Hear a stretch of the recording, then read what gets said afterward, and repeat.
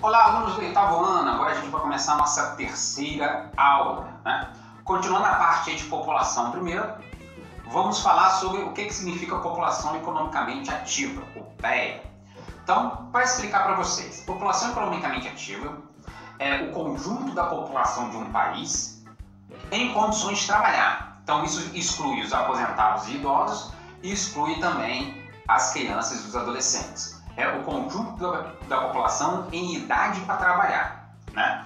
A gente divide a população economicamente ativa em três setores. O setor primário, aquelas pessoas que trabalham na agricultura, produção agrícola, aquelas pessoas que trabalham na criação de animais, na pecuária, e aquelas pessoas que trabalham no extrativismo, né? Na extração de recursos naturais. A gente divide também em secundário, que são aquelas pessoas que trabalham nas indústrias, em qualquer tipo de indústria, e o setor terciário, são as pessoas que trabalham em serviços e comércio. Então, como é que é a população economicamente ativa das Américas? Primeiro a gente vai falar dos Estados Unidos e Canadá. Aí o que acontece? Nos Estados Unidos e no Canadá, as pessoas que trabalham no setor primário, agricultura, pecuária e extrativismo, e no setor secundário, na indústria, vem diminuindo. Ou seja, o número de empregos no setor primário e secundário vem diminuindo consideravelmente nas últimas décadas, né? E vem aumentando a parcela da população economicamente ativa que trabalha no chamado setor terciário, que é o setor de serviços e comércio, né? Por que isso acontece nos Estados Unidos e Canadá? São países desenvolvidos com grande investimento em tecnologia. Então, devido à mecanização dos avanços tecnológicos, né, tanto no setor primário quanto no setor secundário, com o investimento em tecnologia, diminui a necessidade de mão de obra, já que agora grande parte das máquinas e dos robôs que fazem o serviço. Então, a produção agrícola é toda mecanizada, a colheita, né, é toda mecanizada, a armazenagem dos produtos agrícolas, então diminui o número de pessoas que trabalham no campo, nas áreas rurais nos Estados Unidos e Canadá. E nas indústrias, devido ao investimento em tecnologia e em desenvolvimento, né, cada vez máquinas e robôs fazem um trabalho que antes era feito pelos trabalhadores. Então, nas últimas décadas, com a modernização industrial, vem diminuindo também a necessidade de pessoas para trabalhar na indústria, né? E aí, o que acontece? Esses empregos acabam aumentando o setor terciário. Então, os empregos vão para as novas áreas que são criadas no setor terciário. Marketing de publicidade, consultoria, turismo, informática. Então, essas áreas do setor terciário, serviços e comércio, vem aumentando, absorvendo essa população que ao longo das últimas décadas deixou de trabalhar no setor primário e no setor secundário. Na América Latina também acontece isso, ou seja, a terceirização vem aumentando, pessoas que trabalham no comércio e nos serviços, né? Tanto nos países mais industrializados da América Latina, como Brasil, México e Argentina, quanto nos países com pouca atividade industrial. Entretanto, o aumento da terceirização na América Latina acontece por motivos diferentes dos Estados Unidos e Canadá. Então, por que isso aumenta?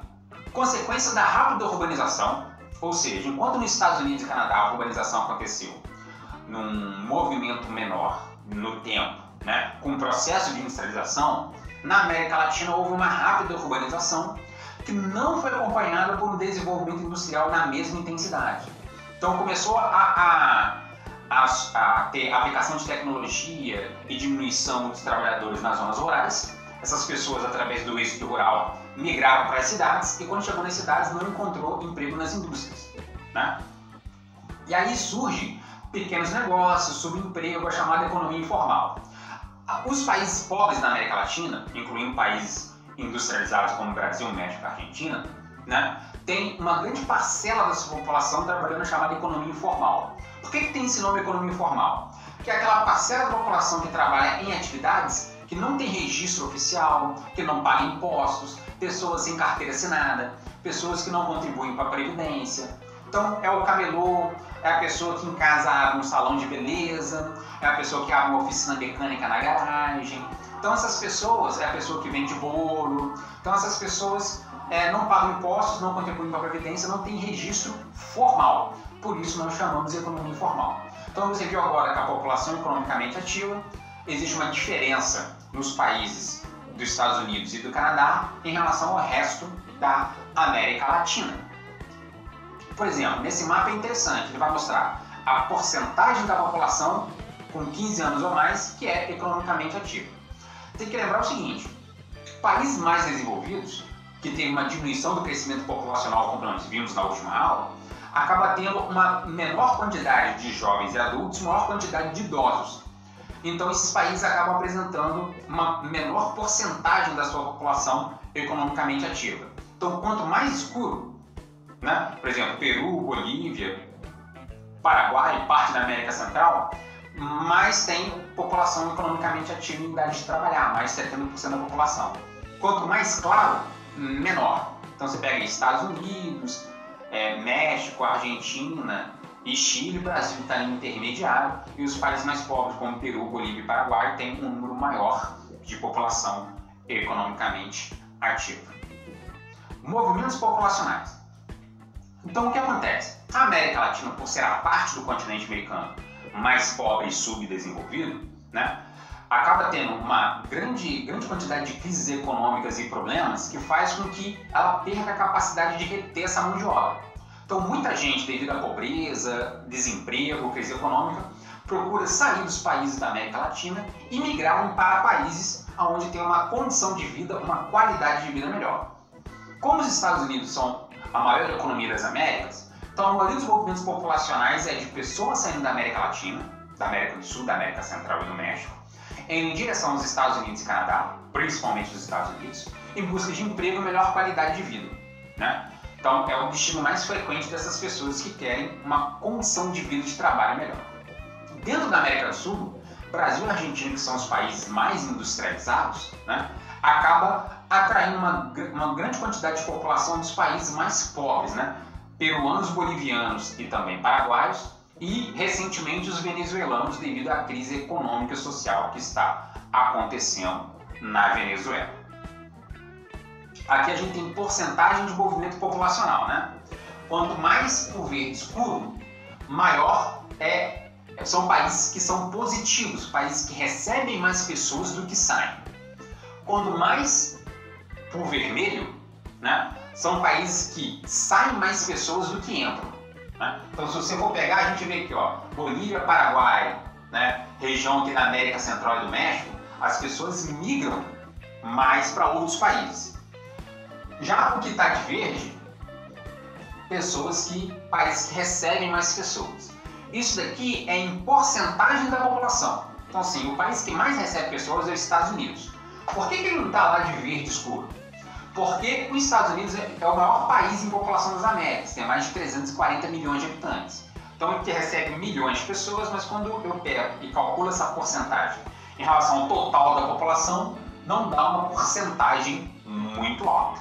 Tá joia? Agora a gente vai ver as características naturais do continente americano, ou seja, a gente vai ver sobre relevo, a gente vai ver sobre hidrografia, sobre os rios, e a gente vai ver sobre clima e vegetação, né? Começando nessa aula e terminando na nossa próxima aula. Então, o relevo do continente americano. Nas Américas, são encontrados no sentido oeste-leste, 3 grandes unidades de relevo, né? A gente tem a oeste grandes cadeias de montanha, na região central a gente tem as chamadas planícies centrais, e na região leste a gente tem chamados planaltos, né? Então vamos começar ali primeiro pelos Estados Unidos e Canadá. Nos Estados Unidos e Canadá, a gente tem um conjunto de cadeias montanhosas a oeste que é formado por diferentes cadeias de montanha. A gente tem a cadeia da Costa, Serra Nevada, Serra das Cascatas e as Montanhas Rochosas, que é a maior cadeia de montanhas da América do Norte. Na América do Sul, a gente tem a Grande Cordilheira dos Andes, que é a maior cadeia de montanhas da América do Sul. No México, o prolongamento das Montanhas Rochosas forma o que os mexicanos chamam de Serra Madre Ocidental, e o prolongamento da cadeia da costa forma o que os mexicanos chamam de Serra Madre Ocidental.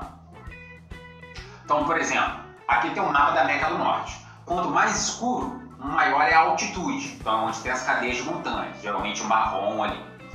O de verde e de amarelo claro são as áreas de menor altitude. Então, se você reparar no mapa, aqui você tem um conjunto de cadeias de montanhas a oeste, próximo ao Oceano Pacífico. Na região central você tem planícies, algumas cadeias de montanhas aqui, e toda a área com baixas altitudes próximo ao Oceano Atlântico. Então, mostrando aí para vocês.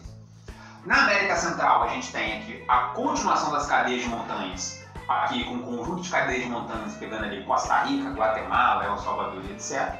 As ilhas aqui da América Central, que são com pequenas planícies e planaltos, né? Pegando aí todo o mar do Caribe.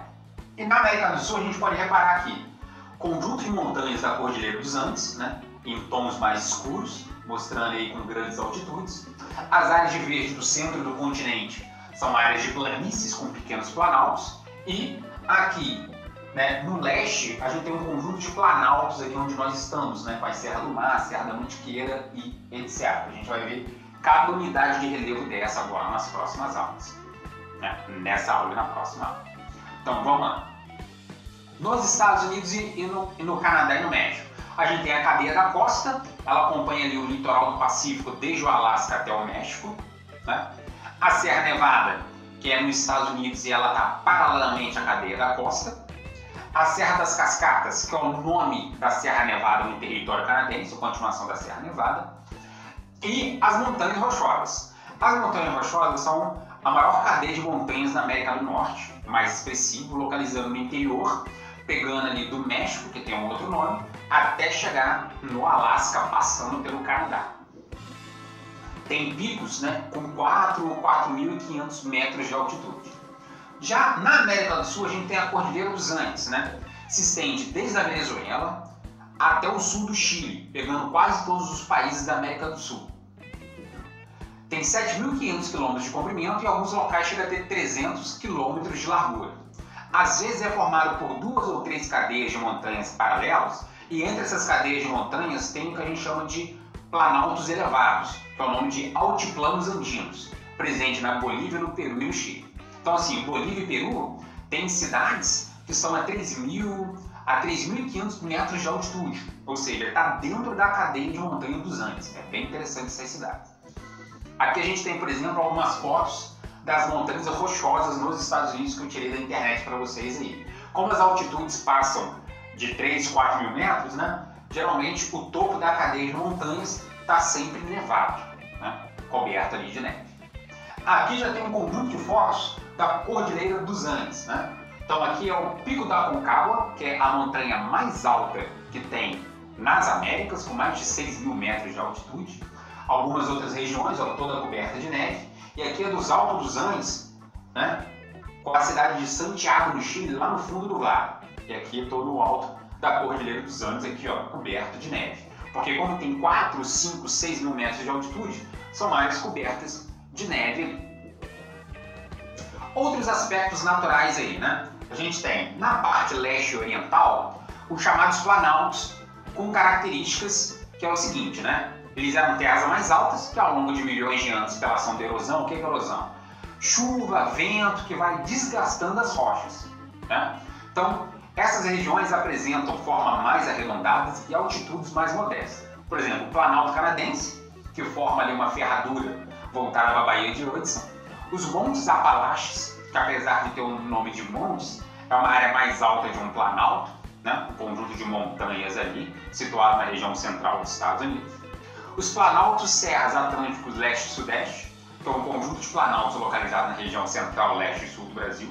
Então pega que hoje a gente está na região sudeste, parte da região centro-oeste e parte da região sul, esse conjunto de planalto. E aí tem o Planalto da Patagônia, localizado ali no extremo sul da Argentina, que é uma região muito fria, que a gente vai ver depois.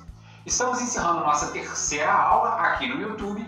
Eu peço que você se inscreva no canal, dê o seu like, deixe o seu comentário, que eu respondo para vocês. Tá joia? Até a próxima!